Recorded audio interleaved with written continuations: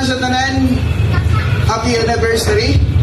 Nato mga brad, mga sign for 33 years sa ato ang Kappa Omicron chapter. Lovely. So, ako dako kay pasalamat ako nga namimbro sa kuaning grupo mo. No? Dako o ikatampo ang ako understanding sa una, uminon kang mga akro sa akong tanaw sa una, makaingon ko nga, murag 10 minute parigla, 10 minute kubo. Pero diyan misud nako, na-change ang perception nako. Nakaingon ko nga, unsa kaligdom ang grupo, ang akro.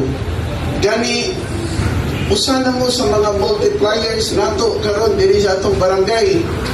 Tanan natong mga lihok na ang akro kanunay nagpaluyo unya i-recognize gyud nato ang akro na one of the pillars sa atong barangay.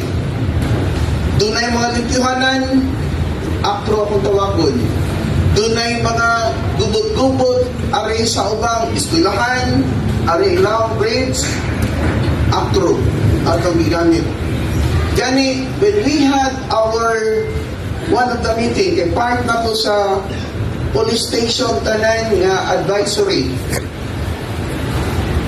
Ako i-discuss dito sa 7 ka barangay together with akong kuya sa Eagles Food, si Major Cleopas na may hepe sa Station 3. Ako silang ingnan nga outnumbered na akong mga barangay tanod. Ako BPSO. Pero akong i-utilize ang akro. Mao ni akong gigamit ron nga para pagbantay sa eskwelahan, bantay kini lang sa bridge or even kini sa barangay hall. Natinga sila nga nagamit ako. Gani, katong ito ka barangay nga naa dito, ingon sila gamiton sa namo ako makikniting ni sa mga akro nga naa sa mong barangay. So, inana ka importante. The reputation of the akro changes a lot. Dako kayo ikausap yun. Ano bang naagila na ta nga kaabag? Ila na ta, even our mayor, our congressman, recognize yun ang akro. Maupot sa ato ini, sa atong barangay, fully recognize ang ato ang akro. So, we serve as a model sa atong barangay, and Kappa Omicron chapter plays an important role para sa ato ang barangay Paho. And proud ko na nga ang akong mga brad and signs na yun. Although kay mga kong kining duha kakaluha, magsige lang tanaw sa context nga, asa na mong mga brad? Nana with the ring. Ha? Pero inana sila katugihan. Sila lang po'y ako itap na kinahanglan ko ninyo brad, suporta diri na pita, suporta diri. Pero nevertheless, ay uban niya, nagkakay rason, ako na giniingan, ang daw kakaluha na itong mga brad.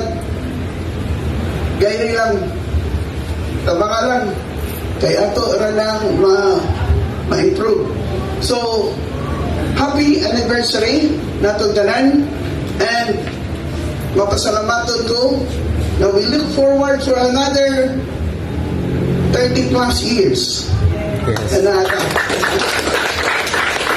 isip, usan ninyo ka brad, may amahan sa barangay Paho. Ako ipasalig ninyo na naaragin ko permi sa inyong litod. Kinabangay ta. Kinabangay ta. Kaya tungkol nga, we value this group, akro, as one of the pillars sa ato ang barangay. Happy anniversary and long live, mga brad at sa dagang salamat o may gabi tanan.